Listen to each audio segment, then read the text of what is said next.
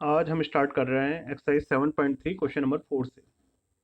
Question number 4 में आपको ये गिवन है कि बीई और सीएफ एक त्रिभुज एबीसी के दो बराबर शीर्षलंब है। तो देखिए पहले एबीसी एक त्रिभुज बनाया हमने, इसमें बी से एक लंब डाला बीई और सी से एक लंब डाला सीएफ, और क्वेश्चन के अकॉर्डिंग ये बीई और सीएफ बराबर है। अगर ये बराबर है तो आपको ये प्रूव करना है ये जो एबीसी एक त्रिभुज है वो समद्विबाहु त्रिभुज है, और आरएचएस नियम का यूज करना है इसमें। तो सिद्ध करना है त्रिभुज एबीसी समद्विबाहु है। तो देखिए इसके लिए मैंने ये दो त्रिभुज लिए हैं, एक त्रिभुज एफ बी सी दिखाई दे रहा होगा आपको, और एक त्रिभुज ये वाला ई सी बी त्रिभुज। एफ बी सी और ई सी बी ये दो त्रिभुज मैंने लिए हैं यहाँ पे। इन्हें हम आर एच एस नियम से सर्वांग समसिद्ध करेंगे। आर एच एस नियम 90 का कोण, कर्ण और एक अन्य भुजा। तो 90 का कोण दोनों त्रिभुजों में है, तो एंगल बी एफ सी और एंगल सी ई बी ये प्रत्येक 90 डिग्री होने के कारण बराबर होगा। भुजा बी सी 90 डिग्री के सामने वाली, तो बी सी भुजा इसमें भी है इसमें भी है, दोनों में भुजा ये तो कॉमन ही है जो दोनों ही त्रिभुजों में काम आ रही है, तो ये उभयनिष्ठ भुजा हो गई।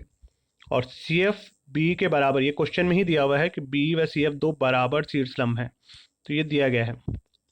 तो इस तरह से 90 का कोण, उसके सामने वाला कर्ण और एक अन्य भुजा, तो आर एच एस सर्वांग समता नियम लग गया, दोनों त्रिभुज सर्वांग सम सिद्ध हो गए।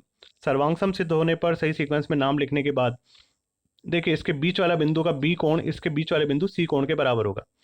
इस बी कोण का पूरा नाम एफ बी सी, इस बिंदु के सी कोण का नाम है ई सी बी। इन त्रिभुजों के अकॉर्डिंग तो सीपीसीटी के कारण ये बराबर हुए, क्योंकि सेकंड नंबर का एंगल सेकंड नंबर वाले एंगल के बराबर। लेकिन अगर मेन त्रिभुज में देखें तो एफ बी सी कोण में इस भुजा को इतना बड़ा कर दें तब भी कोण का नाम, कोण तो उतना ही रहेगा, कोण का नाम चेंज हो जाएगा ए बी सी। इसी तरह ये जो ई सी बी है उसका नाम ए से स्टार्ट करें तो ए सी बी हो जाएगा। चित्र के हिसाब से हम ये बात कह पा रहे हैं, केवल इस भुजा को बड़ा कर रहे हैं लेकिन कोण के साइज पे कोई इफेक्ट नहीं पड़ रहा।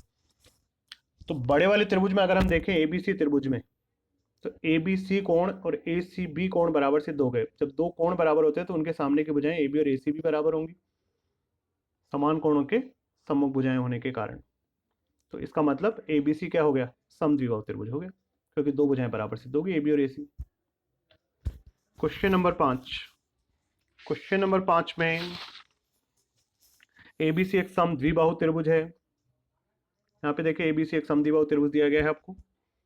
इसमें ए बी भुजा ए सी भुजा के बराबर है और ए पी जो है वो भुजा बी सी पे लंब है, और हमें ये प्रूव करना है कि एंगल बी एंगल सी के बराबर है। तो देखिए एंगल बी इस त्रिभुज में काम आ रहा है और एंगल सी इस त्रिभुज में काम आ रहा है। दो अलग अलग त्रिभुजों के कोण तब बराबर होंगे जब दोनों त्रिभुज सर्वांग सम हो। सर्वांग सम सिद्ध करने के लिए तीन कारण बताने होंगे। तो पहला कारण देखिए ए पी बी और ए पी सी ये 90 डिग्री के हैं, क्योंकि ए पी भुजा बी सी पे लंब है, पहला कारण। भुजा ए बी भुजा ए सी के बराबर है, ये दूसरा कारण, ये दे रखा है हमको। और ए पी दोनों त्रिभुजों में काम आ रही है, इसलिए कॉमन भुजा है, उभयनिष्ठ भुजा है। ए पी बराबर ए पी उभयनिष्ठ भुजा। तो देखिए 90 का कोण, उसके सामने वाली भुजा कर्ण और एक अन्य भुजा, तो आर एच एस सर्वांग समता नियम से दोनों त्रिभुज सर्वांग सम सिद्ध हो गए। और जब सर्वांग सम सिद्ध हो गए तो इसका बीच वाला कोण बी इसके बीच वाले कोण सी के बराबर होगा, तो एंगल बी बराबर एंगल सी, सीपीसीटी से। तो इस तरह से क्वेश्चन नंबर 5 कंप्लीट हो गया, और आज ये चैप्टर भी कंप्लीट हो गया, क्योंकि नेक्स्ट एक्सरसाइज अब आपके सिलेबस में नहीं है।